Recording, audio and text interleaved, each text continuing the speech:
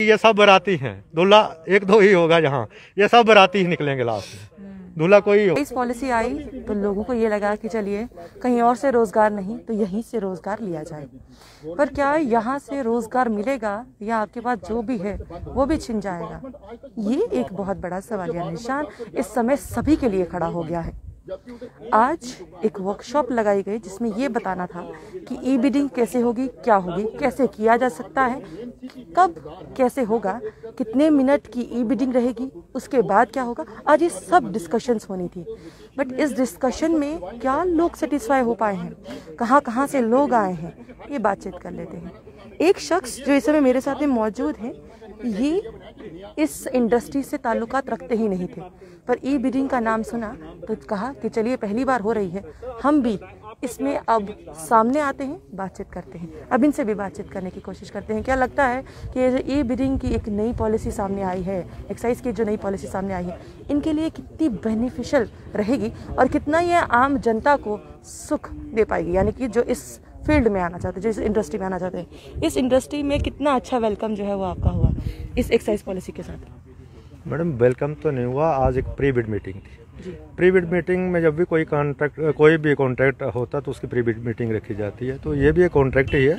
तो pre bid meeting में हम लोग आए, यहाँ पे हमने बहुत सारे क्वेश्चन इनके पास किए, मगर ये सब आई बात है, किसी चीज़ का ये जवाब नहीं दे पाए उस तरीके से, क्योंकि प्री बिड मीटिंग में वही होता है कि जो कहीं गलत खामियां हैं उसको उजागर किया जाता है। मैंने ये उजागर किया, एक सामने लिखा है, सबसे बड़ा है एलिजिबिलिटी क्राइटेरिया, जो एलिजिबिलिटी क्राइटेरिया माना जिसको पढ़ा जाता है, जिस पे सबसे पहले टेंडर डालने की कोशिश की जाती है। जी पॉइंट पे ये has paid the non fundable application oblique registration fees of ₹25,000 and EMD of ₹5 lakh. अगर आपकी EMD भी नॉट फंडेबल है तो फिर टेंडर कौन डालेगा? मतलब जहाँ पे मुझे लगता है कि 100 बंदा 500 बंदा पार्टिसिपेट करेगा, अगर उसकी EMD भी नहीं मिलेगी तो फिर कौन यहाँ आएगा डालने के लिए? मतलब वो मैंने पहली स्टार्टिंग में आपका 25 या 5 लाख जितना भी आप लगाए, जो लिखा है, जहाँ पे आप भी पढ़े लिखे हैं, वो मैंने इनको पूछा, ये कहते हैं कि नहीं। मैंने कहा ये कोरिएंडम निकाल दीजिए। जब कोरिएंडम, कोई किसी चीज़ का कोरिएंडम निकलता है, कोरिएंडम जब किसी चीज़ का कोरिएंडम निकलता है तो उसको टाइम दिया जाता है, मतलब उसको टाइम दिया जाता है, टेंडर प्रोसेसिंग के लिए टाइम होता है, इसीलिए प्री बिड मीटिंग होती है। ठीक है। अब दूसरा, ये प्री बिड मीटिंग के बाद जहाँ कर रहे हैं, मैंने इनको पूछा कि टाउन एरिया कमेटी है, टाउन एरिया कमेटी में बाढ़ रहता है, इतना सारा बाढ़ रहता है, छोटा सा टाउन होता है, बाढ़ रहता है। मैंने इनको कहा कि क्या हम वहाँ से चेंज कर सकते हैं दुकान? जो नया बंदा आया उसको तो दुकान ढूंढनी है, किराए पे लेनी है, लीज पे लेगा, जैसे भी लेगा। तो इनका जवाब था कि नहीं, आप होल एरिया में नहीं खोल सकते। तो फिर कहाँ खोलेंगे? उसी वार्ड में। टाउन एरिया अंदर कमेटी, टाउन एरिया का मतलब है कि 200-250 वोटों का एक वार्ड होता है।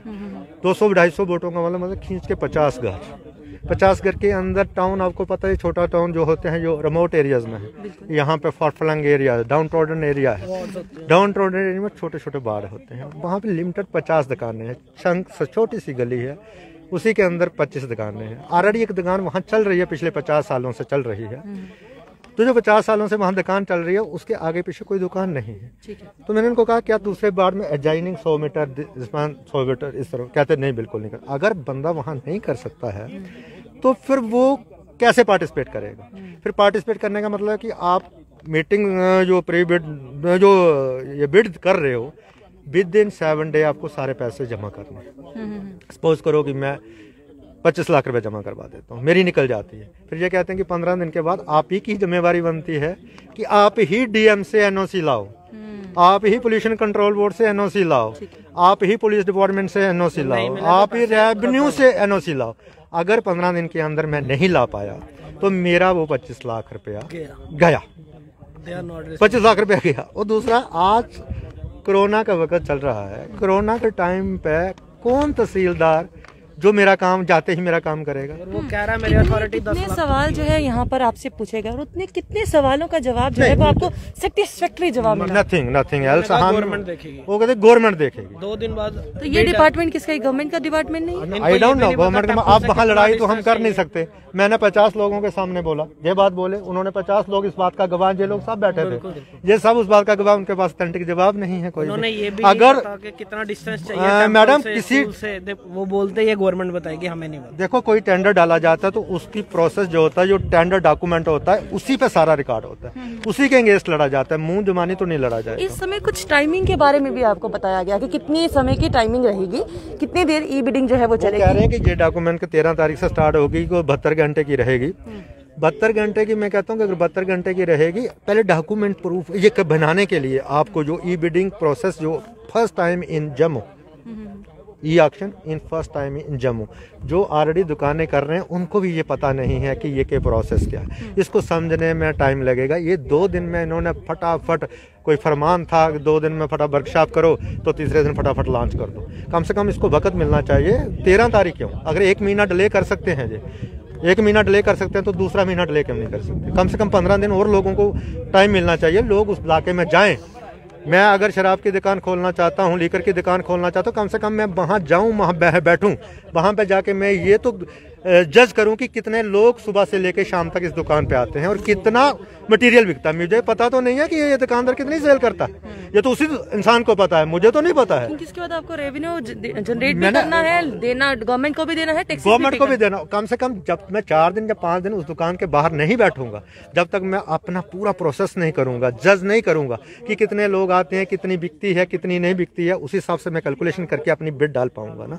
ये तो ऐसी बात है अंधेरे में बिड डालना, ये तो बड़े लोग डालेंगे जिनके पास बहुत बड़ा पैसा है। अगर रोजगार देने की बात करते हैं तो ये रोजगार देने वाले लोग इस समय बिल्डिंग में आपको लगा कि आए थे जो मैडम, पुंछ, रजौरी, कालाकोट, भद्रवा, किश्तवाड़, डोडा, मरमत, बसंतगढ़, डूडू, रामनगर, बिलावर, बसोली, बनी, मतलब कि जो जम्मू प्रोविंस के लोग यहाँ पे हैं, पूरा जम्मू प्रोविंस जो डाउन टाउन एरिया, लोग चल के आए हैं, उनको पता भी नहीं हो क्या रहा है यहाँ। ये बताया गया कि पहले आपको ये बताना है कि आप कितने की बोली जो है, ये बिडिंग जो है वो आप पहले बताएंगे कि इतनी देर आप इतनी की ही बोली लगा पाएंगे, इसके आगे नहीं, कुछ इस तरह से? नहीं, ऐसा नहीं है। बोली तो उन्होंने 5,25,000 से बोली स्टार्ट की है, बोली कहीं तक भी जा सकती है, वो नहीं है, वो प्रोसेस है, वो उन्होंने 5 मिनट रखे हुए हैं कि 5 मिनट जो लास्ट वाले चल रहे होंगे उनको टाइम दिया जाएगा 5-5 मिनट में।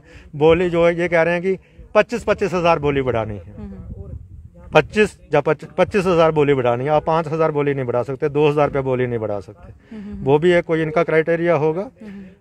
अगर है बोली तो 1,000 भी बढ़ा सकता है, कोई 2,000 भी बढ़ा सकता है। आपको लगता है जो आम जनता इस इंडस्ट्री में आना चाहता है वो वापस आ पाए? वो झूठ है, ये सारा एक, मुझे नहीं लगता कि हमारे लोग आ जाएंगे। जहाँ लोग तो बहुत सारे आए, हजारों की तादाद में आए, पर वही मुझे लगता है कि ये सब बराती हैं। दूल्हा 1-2 ही होगा यहाँ, ये सब बराती ही निकलेंगे लास्ट में, दूल्हा कोई ही होगा यहाँ पे। बहुत बहुत शुक्रिया हमारे साथ जुड़ने के लिए। तो क्या कोई दूल्हा बन भी पाएगा यहाँ पे? अब सवाल तो इस बात का है क्योंकि जो इंडस्ट्री में आना चाहता था वो इंडस्ट्री से कहीं ना कहीं अब पैर पीछे खींच रहा है। ये एक ऐसा डिपार्टमेंट है जो कि रेवेन्यू काफ़ी ज़्यादा जनरेट करता है, ये एक ऐसा डिपार्टमेंट है, ये एक ऐसी इंडस्ट्री है जो सबसे ज़्यादा टैक्स पे करती है। और एक ऐसी इंडस्ट्री अगर सामने आ रही है तो फिर आखिरकार इतनी परेशानियाँ उनको क्यों, उनका परेशानियों का सामना उनको क्यों करना पड़ रहा है? ऐसे कई सवाल हैं और भी लोगों से बातचीत करेंगे और उनके अलग अलग विचार जो हैं वो जानेंगे। आप इस तरह से बने रहिए जम्मू परिवर्तन के साथ। मुझे और अमित जी को दीजिए इजाज़त। नमस्कार।